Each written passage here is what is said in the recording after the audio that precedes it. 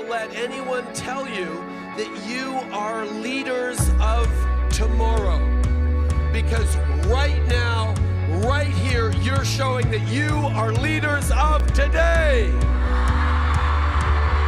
Politicians always talk about how youth are the future, how youth are leaders. But when, where, how? In these last few years, young people have been stepping up around the globe to fight for issues they believe in. From the March for Our Lives movement in the United States to Malala fighting for a girl's right to go to school. People believe that the youth of this country are insignificant. People believe that the youths have no voice. When Joan of Arc fought back English forces, she was 17 years old. When Mozart wrote his first symphony, he was 8 years old.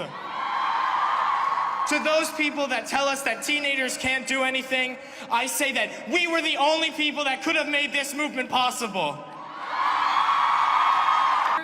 Skeptics and cynics who told us to sit down and stay silent, wait your turn. Welcome to the revolution. It is a powerful and peaceful one because it is of, by, and for the young people of this country. Let us pick up. Let us pick up our books and our pens. They are our most powerful weapons. But what about in Canada? Who are the leaders of our generation? What are the issues that young Canadians are passionate about? My name is Noah, and I want to answer a simple yet complex question. How are young Canadians shaping their vision for the future of Canada?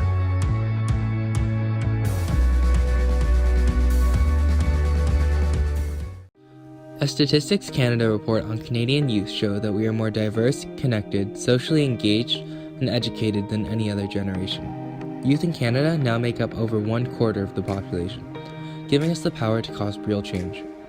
Our generation includes more Indigenous youth, visible minorities, and immigrants. With almost 100% of youth using the internet daily, we have the power to communicate with people across Canada. But our generation also faces challenges never faced before. A 2016 report shows that some of the biggest challenges facing Canadian youth include finding full-time employment, cyberbullying, mental health, addiction, and obesity. If I wanted to find out what issues were important to youth, I realized I had to start by talking to young people. So I started talking to students in my area to ask their opinions on what are some of the most pressing issues facing young Canadians. For young people, I would say mental health is a big issue because as time has gone on, in my opinion, there's been more and more stress put on to a lot of young people in the Western culture, like in Canada and America. This is because a lot of the times it's become more and more difficult to get into, I would say, especially the university of your choice and to get the jobs that you want. Like if you, in my opinion, I don't really know. I was around in the 50s. Let's be real for a second. I was born in 2003. But from what I've seen and what I've read and what I've watched, if you were born in the 1940s and you grew up in the 1950s and 60s, right, it was pretty easy to find a good job. It was pretty easy to make a living, afford a house, a family, and all that sort of things. But now if you want to do that, if you literally just want to have a regular life, especially in Vancouver when the housing prices are so high and you have all this stuff, right, everything's expensive now. So if you want to live just like a normal life, you have to go through university. And to get into university, you have to get like 90s averages. You have to run a 120K kilometer race if you're like Jack. Like you have to do all this stuff to basically just live a normal life. And people are scared that if they fail at this, if they do something wrong, and if they can't get into university and get a job, then they're just not going to be able to live a normal middle class life. So that's what I think, because as time has gone on, it's become harder to live a normal life, and people think that if they mess up, then they're not going to be able to live a normal life. So that causes a ton of stress on people, and that all ties back to school, right? Because a lot of that ties back to the grades you're getting, what sports you're doing, because everyone's thinking about their future, everyone's thinking about what's going to happen in a few years, and it just puts a lot of stress thinking about, like, the fact that if you do something wrong now, it could mess up everything, which is not true, but that's that's like a big mindset that I think goes through my own brain and a lot of the kids in schools nowadays. I think that one of the biggest issues for a generation is climate change. The choices that people are making today related to the environment will affect our generation the most in the long run. If we continue to abuse our natural resources, there will be nothing left by the time we become adults.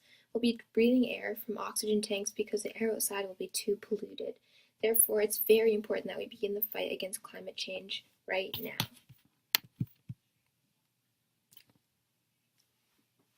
I love Personal Project.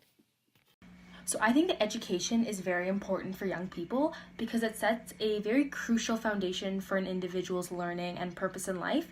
And I think that without education, a society wouldn't function or might not even exist because people don't have the knowledge needed to perform certain jobs. And I think that a great benefit of being educated is the ability to have a new perspective on the world based on the history and the culture that we learn about in school. To help me gain a greater understanding of the importance of listening to the voices of youth, I spoke with some of the members of the Prime Minister's Youth Council, a group of young Canadians who provide nonpartisan advice to the Prime Minister and the Government of Canada on issues of importance to youth. I wanted to speak with them to learn about their experiences working with the government and understand how young people are helping influence our government's decisions. So the Prime Minister's Youth Council has been really, really good for me, growing and kind of seeing different perspectives and hearing other people's voices, and really, I've been inspired by primarily the young people in the council. However, I don't know, when I signed up, I totally thought that it was just going to be a photo shoot and that we would just be there to kind of pump the Liberal Party's ego or whatever, and I didn't know what to expect, and it hasn't been that really. I mean, there's been an aspect of that. There's been certain people that have come that it's been kind of pathetic, that they're just there for the photos, but then other people come in and they actually want to hear your voice and like take you into account for their decision making, which is really, really cool. But just growing as a person and as a leader, I'd say the Prime Minister's Youth Council is a great opportunity to do that for sure. My experience on the Prime Minister's Youth Council changed my life because Quebec lives in a kind of sometimes a bubble, and I was able to open my mind about how like First Nations are living in Canada, or how English Canadians are living in Canada, or how young moms are living in Canada. So it really broadened my mind about other youth across Canada. The issue of mental health is one that has become more and more pressing to young Canadians. With the rise in social media and the ever-growing pressure to do well in school, youth are struggling with mental health issues at unprecedented rates. Even though the stigma around mental health has decreased, the resources to address these issues hasn't followed. Youth often struggle to find resources or support to deal with their mental health problems, which can impact their everyday life. Yeah, I've been finding with mental health, it's really affecting everybody. It's not just affecting one certain demographic. I was out at Western University and there's this group of kids all had a crazy bright future in front of them. They're all really nice, happy-go-lucky, confident kids. And right after I left, I found out one of them had taken his own life just like I think 2 days after I'd left, which was really heartbreaking. And it did get me thinking, why are people doing this? And I think you can't ignore the data that shows that since social media as it's taken off, mental health crisis has also taken off with it as well. So I think social media is a big one. Information and I think also pressure from school, to get into the best schools, and that everyone, especially on social media, thinks that everyone has these perfect lives. And they aspire to be like that. When they fall short, I think it's easy to fall in the trap of getting down. One of the biggest demographics at risk for mental health problems are Indigenous youth. Many of these youth face challenges related to the intergenerational trauma caused by residential schools on Indigenous communities. With many of these communities being quite rural and in the north, it is challenging for young people to find the resources and counseling services they need to support their mental well-being, which has led to a high suicide rates among Indigenous youth on reserves. So with mental health in Indigenous communities, of course, there's a lot of universal things like the depression, anxiety, and stuff like that. Psychotic disorders, it's still very continuous. It just happens a bit more often, especially with things like intergenerational trauma. It's a very serious thing, and it is because of residential schools, colonization, healthcare malpractice and being sent away for tuberculosis. And of course, some of those are specific examples like the tuberculosis things, because not every Indigenous community had that same experience. It happened a lot with Inuit, and oftentimes if they passed away while they were being treated for tuberculosis, they wouldn't come home. And because once they died, they buried their bodies down south, or really who knows what they did, because a lot of families still don't know what happened. And that was particularly frequent in like the 1950s, 60s. So that was often in the midst of or just before colonization for a lot of communities. Like my mom was a baby when colonization happened, and so it was some people faced it, some people didn't, and so that creates a lot of heartbreak as things goes on. Like my mom went to residential school, and I noticed that whenever I'm home and I'm leaving, like the last day or so, you can tell she's really distraught that I'm leaving. And I think it's that feeling of when she was taken away to residential school, like reoccurring. And so there's, of course, like I said, those universal things: depression, anxiety, suicidal ideation, but then there's also those cultural specific things. And ultimately there's just I shouldn't say no, a lack of mental health supports in Indigenous communities in Canada. We often have to leave our communities in order to get mental health, especially mental health support. It's pretty rare to be able to do it in home or in your community. Like, luckily in Iqaluit, for example, there are good counselors, and there's even Inuit counselors, which is awesome. But in the smaller communities, there's basically nothing. When people attempt suicide, then they are often sent to a larger community, whether it's Iqaluit or I don't know if they get sent to Rankin or not, but Iqaluit definitely is a main hub for that. And when they're in Iqaluit, they get treatment, and it's very brief, and then they get a follow-up on their mental health, and then oftentimes they're sent home. And this is in a span of 3 or 4 days, so it's really nothing. And and so it really needs a lot more follow-up. It needs a lot more support. And of course, in different regions, it would be a bit different. Like I know with First Nations, there's more often First Nations like cultural treatments and stuff like that, and cultural supports, especially in larger hospitals, which is awesome. But even in Inuit Nunanga, like it doesn't happen as much. And so Inuit, I think, need to step up to support having cultural specific mental health and just physical health stuff too.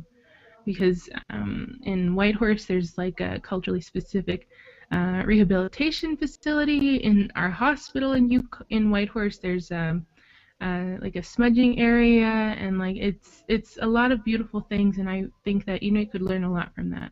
Though mental health may seem daunting sometimes, it can be the little things that can help a person struggling with mental health problems realize that they're not alone. I think just being there for your friends is definitely a huge thing. It's like you don't need to save everybody's life. If you're able to really help out one friend that might be going through a difficult time, you never know what that can do. I actually unfortunately just lost a really good friend last week due to a mental health, it involved drugs as well, but it was led by like a mental health crisis sort of thing. I wish I could have been there for him, and I think that it's really, really beneficial if you see one of your friends not doing well, to be able to help them out. And then as well, if you get a platform down the line, if you become a social media influencer or celebrity, I think trying to show transparency. A lot of celebrities are starting to do it now. A lot of the Riverdale cast, I've noticed, have posted on social media talking about body image and depression and anxiety. It's like everybody deals with it, so I think it's cool if we could break the stigma using celebrities as well.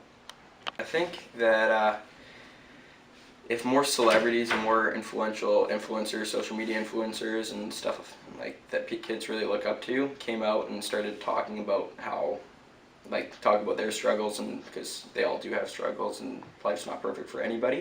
I think if people were more transparent, not just about showing how great their lives are, but also expressing some of the difficulties they went through, I think that would be really beneficial as well. I think that this is an idea I would like to put forward to the youth council as well, that people, just like when you buy a pack of cigarettes, it shows you the risks that you're taking when you go into it. I think it'd be cool for when kids sign up for Instagram, Snapchat, and Facebook, if there was a little disclaimer that showed that, hey, you know, when you sign up and use these platforms, your mental health, there's a good chance you're going to risk your mental health. So I think people should be more aware going into it as well.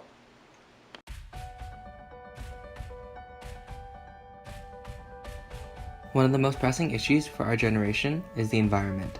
With the increasing threat of climate change, young people are stepping up and making their voices heard to ensure that we have a sustainable environment for the future, because the choices made today will affect youth the most in the long run. The environment is the foundation of our society, and climate change affects a variety of issues including the economy, water quality, and health and wellness.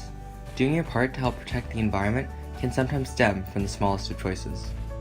Yeah, I was talking about this the other day with a friend of mine, and he was saying that his sister went vegan purely for the environmental reason, and he asked her, do you think you're going to stick it out? And she said, I want to, but it's kind of discouraging knowing that, like, my dent's so little compared to, like, if just I do it, it's like I'm sacrificing liking, tasting, like, good tasting food, and you could really, like, and really my impact's so minimal because nobody's really changing.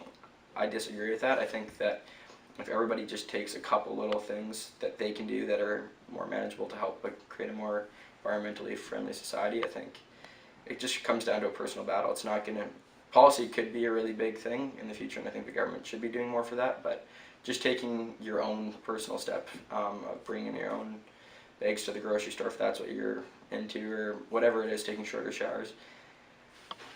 I think as well, companies don't change based on moral or that it's environmentally friendly. They do it based on what the customers want. So if you start shopping more environmentally friendly as well, the companies will change to that for business reasons. A big environmental issue recently has been the federal government's decision to purchase the Trans Mountain Pipeline for $4.5 billion. The Trans Mountain Pipeline would carry crude and refined oil from Alberta to the coast of BC. This decision was opposed openly by some of the members of the Prime Minister's Youth Council, who argued the pipeline violated Indigenous rights, may damage BC coasts, and prevent Canada from meeting the goals set forth in the Paris Agreement. I spoke with some of the letter's signatories to hear their reasoning for opposing the pipeline. I've signed this letter in support of my non-compromise stance on the environment. I do realize there may be economic benefits to building this pipeline in the short term, but climate change is one of the biggest, if not the biggest global issue our generation will face, and we need to eliminate our dependency on fossil fuels at a faster rate. Our energy choices not only affect our economy, but also the health and wellness of humans, other species, and the environment. I don't see moving forward with this pipeline as a decision that is synonymous with being a global leader in climate change, especially since this pipeline could be used for the next 50 years, by which time I sure hope we've started giving the environment more attention. It's hard to ignore the massive impact humans are having on the environment. I want Canada to step up to the plate and become more of a global leader when it comes to investments in renewable energy, efficiency of power generation, batteries. I think we need to act more promptly in a shift to a green economy, instead of nurturing a dependency on fossil fuels. Therefore, signing this letter is important to me. Of course, the environment is very important because, we're not, with the way we're going in the world, we don't have much time left if we keep purchasing oil-based products, if we keep protecting these corporations that are just going to destroy the environment. And why buy a pipeline? There's been a lot of discussion on it during our meetings, and it is so exhausting because I know Canada needs to work on its economy, but personally, I think it would be much better invested in Indigenous tourism and healthcare in Indigenous communities. Because honestly, I think they could bounce off each other. I think Indigenous tourism could easily make these regions autonomous enough that they could support their own healthcare, because clearly, I shouldn't say it like that. For me, it feels as though the federal government is not interested in helping it. But mind you, it's a bit of a cranky point of view for me. I know there's a lot more nuances because healthcare is a provincial territory, the interests of doctors and nurses and stuff like that who want to go up north and work. Sometimes that just doesn't happen as much. And I think I didn't support the pipeline, and I supported the letter against the pipeline because it's it's our environment and it's our people. It's the First Peoples of this land are trying to protect their land, and they're not being supported to do so. And it's I'm just hoping that rather than purchasing and supporting a leaky pipeline, that money would be much better used to help solve so many issues in the Indigenous community and in any other marginalized communities in Canada. In my opinion, I know there's different reasons to support the pipeline, like jobs and building up our economy, but it's a give and take, and I think we have a lot of other opportunities to support our economy. One of the biggest issues that came up again and again when I was talking to youth across Canada was education. People shared with me issues they saw in the current education system, such as how it didn't prepare them to tackle the problems of the 21st century. Education is a provincial issue, so the education system vary in each province and territory. The province of Ontario provides a unique opportunity for students to voice their opinions on issues related to their education through student trustees. A student trustee's role is to represent the student body on school boards to ensure that students are not being left out of the decision-making process. I spoke with Laura Orris, a student trustee for the Peel School District in Ontario, to hear about some of the issues she sees in the current education system. The biggest point here is that skilled trades are sometimes looked down upon or is less than. And one student in particular that I talked to mentioned that the workforce in Canada was going to be hugely skewed in the future because everyone is getting university degrees, but there are not enough people going to the trades. And this is because trades are sometimes stigmatized as less than. So promotion through assemblies or workshops even is definitely needed. The next one was financial literacy. We don't have that. Like, allegedly, November is financial literacy month in, just worldwide, but allegedly. There are a couple accounting classes, but those are very business-oriented. Like, if you're not going to business and you need to take your senior sciences, you're not going to take accounting just for the heck of it.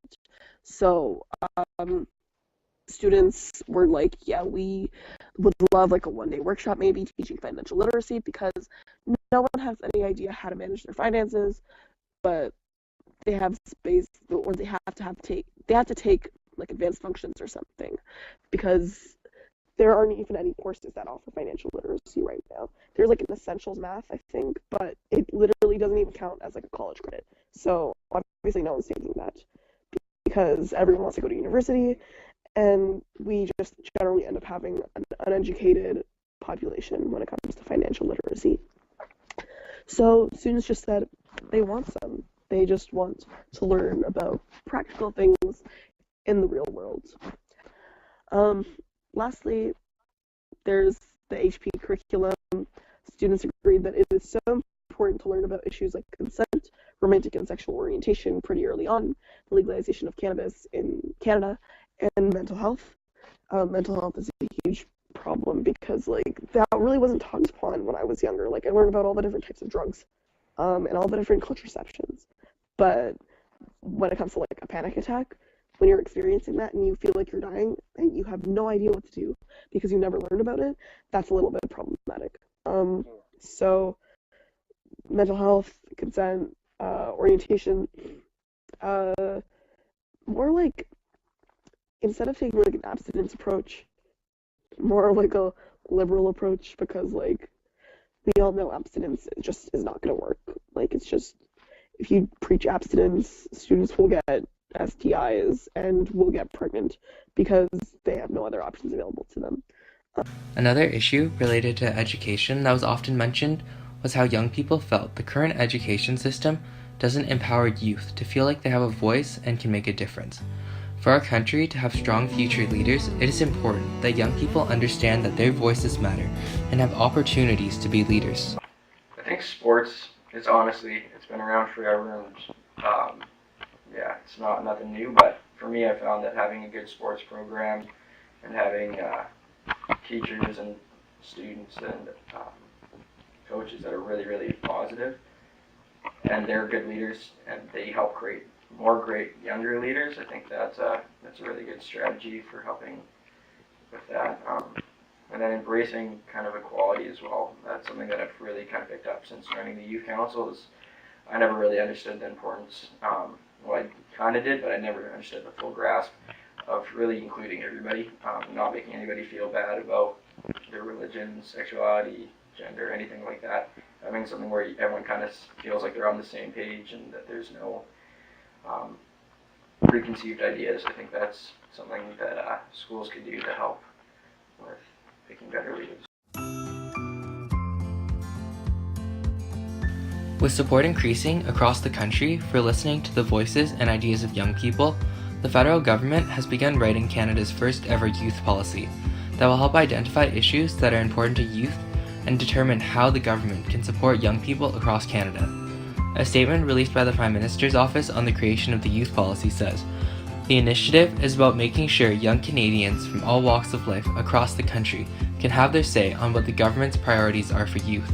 The youth policy for Canada, built for youth and by youth, will make sure that their important perspectives guide our way forward." To help ensure that these important perspectives were heard from, the government held online and in-person consultations with youth from across Canada. But some people felt that the government did not go far enough to ensure that all voices were heard or made aware of the fact that Canada was writing a youth policy. To solve this issue, young people across Canada began holding their own consultations, creating groups such as Youth with Youth and the Student Commission of Canada. They created their own recommendations for Canada's youth policy based on what they heard. Some of these recommendations included regulating unpaid internships, an increased focus on prevention over punishment in the youth justice system, and increased awareness on our country's history with Indigenous people. So I was just wondering if you could share a bit about the policy workshop you attended in Ottawa. Okay, yeah. So it was over the summer. Basically, I was notified about it through the organization I'm affiliated with, which is the Young Leaders Advisory Council. It's in Ottawa. Okay. Basically, one of our events planner, the director of events and planning, she used to work with some of the people who actually had been running the workshop. So she told the members to come and join because we're forming the first ever youth policy in Canada. Yeah.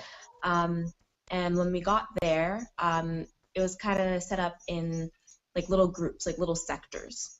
So you had things like social justice, or you had things like the environment, or you had things like job security and things like that. Okay. And basically within these small subsectors, you divide it off into groups, and then you voice your concerns. You propose certain improvements and how it could be integrated, and then how the team would be able to get data from what you proposed. Yeah. The province of Quebec is unique in the fact that it has had their own youth policy in place since at least 2016. There's the broad strategy, and then there's a lot of axes about education, health, sustainable development, and how each of these axes there's a plan about how we will do concrete things for education in Canada.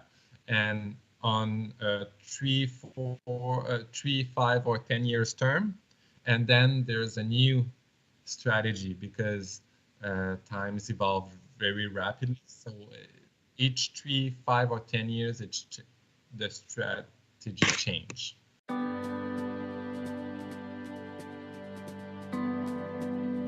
When I set out to create this documentary, I wasn't sure what I'd discover. I know that sometimes young people can be apathetic, focus more on memes, Fortnite, and Instagram than the world around them, but I also knew so many young people that were dedicated to making the world a better place. Throughout this process, I've had the opportunity to hear from over 100 young people of different ages, backgrounds, and regions of Canada. They showed me that youth cannot be defined by a single stereotype or assumption. Youth are diverse, educated, energetic, and ready to tackle the problems they see in the world around them. From the economy to the environment, young people will not stop till they see their vision for the future of Canada. We may still have a lot to learn, but that doesn't mean we won't stop pushing for what we believe in. So to all the people that say our generation doesn't care, get ready for a better world.